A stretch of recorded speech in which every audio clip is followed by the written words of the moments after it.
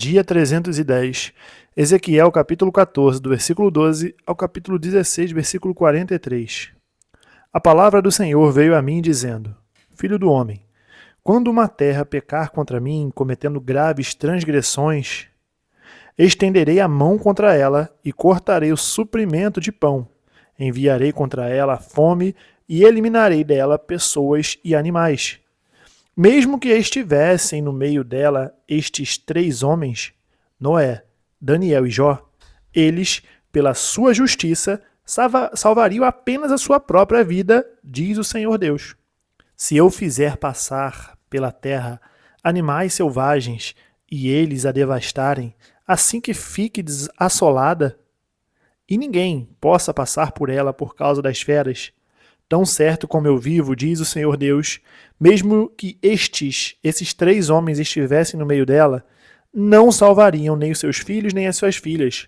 Só eles seriam salvos e a terra seria assolada.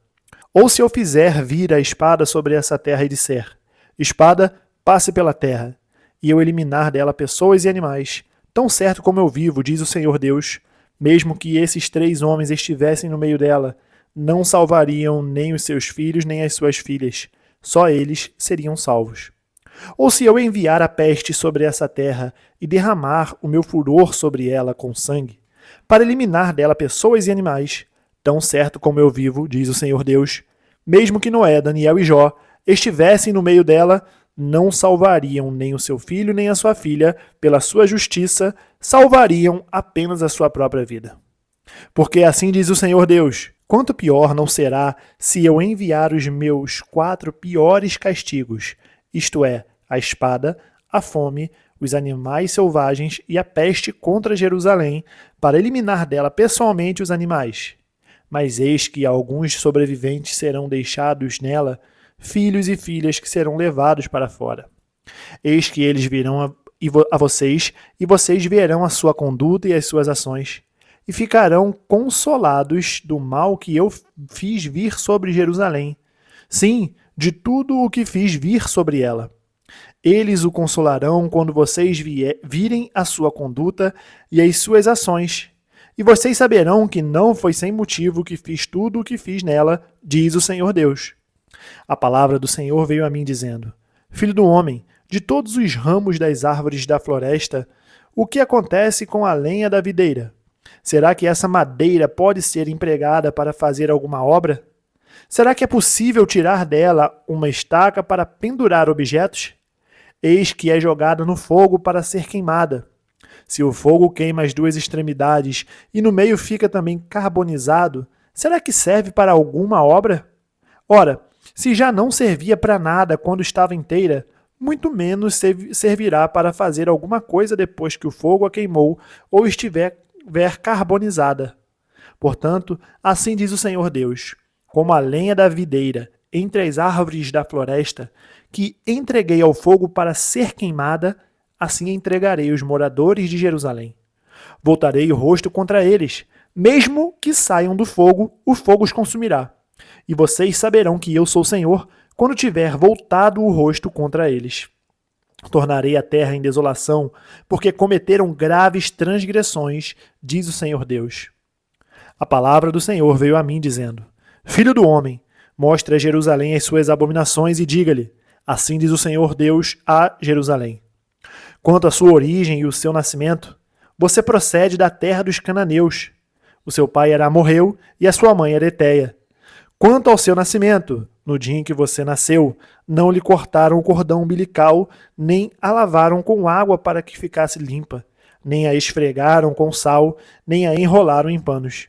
Ninguém olhou para você com piedade para lhe fazer qualquer dessas coisas, compadecendo-se de você.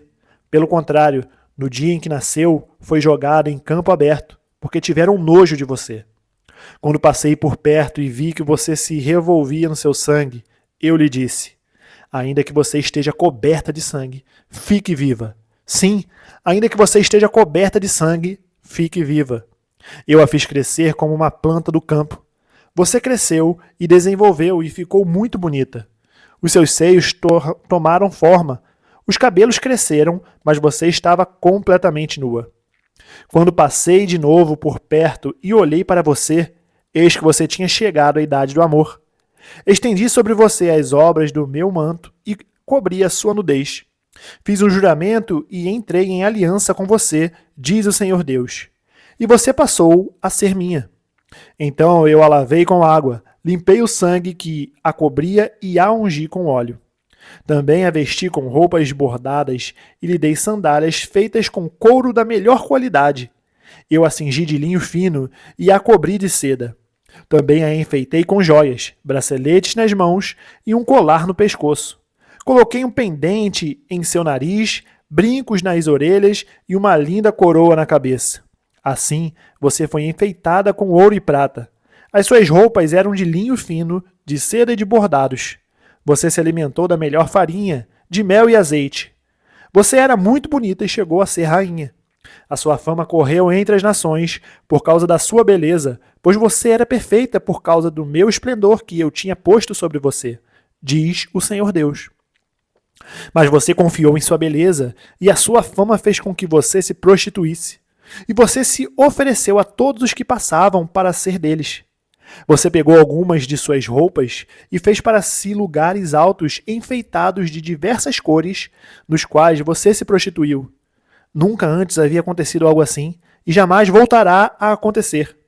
Você pegou as suas belas joias, feitas com o ouro e a prata que eu lhe tinha dado, e fez para si imagens de homens, com as quais você se prostituiu. Você pegou os seus vestidos bordados e com eles cobriu as imagens. O meu óleo e o meu perfume você pôs diante delas. A comida que eu lhe dei, a melhor farinha, o óleo e o mel, com que eu a sustentava, você também pôs diante delas em aroma agradável. E assim se fez, diz o Senhor Deus. Além disso, você pegou os filhos e as filhas que teve comigo e os sacrificou às imagens para serem consumidos. Como se não bastasse essa prostituição, você matou os meus filhos e os entregou a essas imagens como oferta pelo fogo. Em todas as suas abominações e nas suas prostituições, você não se lembrou dos dias da sua mocidade, quando você estava completamente nua, revolvendo-se no seu sangue. Depois de toda a sua maldade, ai de você, diz o Senhor Deus, você constituiu altares em lugar elevado em cada praça. Na entrada de todos os caminhos, você construiu um lugar elevado, profanou a sua beleza, se ofereceu a todos que passavam e multiplicou as suas prostituições. Você também se prostituiu com os filhos do Egito, seus vizinhos, de membros avantajados, e multiplicou a sua prostituição para me provocar a ira. Por isso, estendi a mão contra você, diminuí o seu território e a entreguei à vontade daqueles que a odeiam, as filhas dos filisteus que se envergonhavam da conduta depravada de vocês. E por ser insaciável, você também se prostituiu com os filhos da Assíria. E prostituindo-se com eles, nem assim ficou satisfeita. Pelo contrário, você estendeu as suas prostituições até a Caldeia, essa terra de negociantes, mas nem com isso ficou satisfeita. Como é fraco o seu coração, diz o Senhor Deus, pois você faz todas estas coisas que são próprias de uma prostituta descarada, construindo os seus altares na entrada de todos os caminhos, e o seu lugar elevado em cada praça. Você não foi como a prostituta, porque desprezou o pagamento. Você foi como a mulher adúltera, que, em lugar de seu marido, recebe os estranhos. Todas as prostitutas recebem pagamento, mas você dá presentes a todos os seus amantes. Você faz isso para que venham de todas as partes adulterar com você. Como você, na sua vida de prostituta, acontece o contrário do que se dá com outras mulheres. Ninguém pede que você se prostitua. Você faz o pagamento e ninguém paga nada a você. Nisso você é diferente. Portanto, prostituta, ouça a palavra do Senhor. Assim diz o Senhor Deus. Por você ter derramado o seu dinheiro e deixado à mostra sua nudez nas suas prostituições com os seus amantes, por causa também de todos os seus ídolos abomináveis e do sangue de seus filhos que você ofereceu a esses ídolos, eis que reunirei todos os amantes que você quis agradar, tanto os que você amava como todos os que você odiava. Eu os trarei contra você de todos os lados e descobrirei as suas vergonhas diante deles, para que eles vejam toda a sua nudez. Eu as julgarei como são julgadas as adúlteras e as assassinas. Farei com que você seja vítima de furor e de ciúme. Vão entregá-la nas mãos deles, e eles derrubarão os seus altares e lugares elevados. Vão despir você, levar as suas belas joias e deixarão completamente nua. Trarão contra você uma multidão, irão apedrejá-la e a cortarão em pedaços com as suas espadas. Queimarão as suas casas e executarão juízos contra você à vista de muitas mulheres. Acabarei com a sua prostituição e você não fará mais nenhum pagamento. Desse modo, desafogarei em você o meu furor e deixarei de ter ciúmes de você. Estarei calmo e não ficarei mais irado, visto que você não se lembrou dos dias da sua mocidade e me provocou a ira com todas essas coisas, eis que também eu farei recair sobre a sua cabeça o castigo que os seus atos merecem, diz o Senhor Deus. Não é fato que a todas as suas outras abominações você acrescentou esta depravação? Hebreus capítulo 7, do versículo 18 ao 28. Portanto, por um lado, se revoga a ordenança anterior por causa de sua fraqueza e inutilidade, pois a lei nunca aperfeiçoou coisa alguma. E por outro lado, se introduz a esperança superior pela qual nos chegamos a Deus. E isto não se deu sem juramento, porque os outros são feitos sacerdotes sem juramento, mas este foi feito sacerdote com juramento, por aquele que lhe disse: o Senhor jurou e não se arrependerá. Você é sacerdote para sempre. Por isso mesmo, Jesus se tornou o fiador de superior aliança. Ora, os outros são feitos sacerdotes em maior número, porque a morte os impede de continuar. Jesus, no entanto, porque continua para sempre, tem o seu sacerdócio imutável. Por isso, também pode salvar totalmente os que por ele se aproximam de Deus, vivendo sempre para interceder por eles. Porque nos convinha um sumo sacerdote como este, santo, inculpável, sem mácula, separado dos pecadores e exaltado acima dos céus, que não tem necessidade, como os outros sumos sacerdotes, de oferecer sacrifício todos os dias, primeiro por seus próprios pecados, depois pelos do povo, porque fez isto uma vez por todas, quando a si mesmo ofereceu.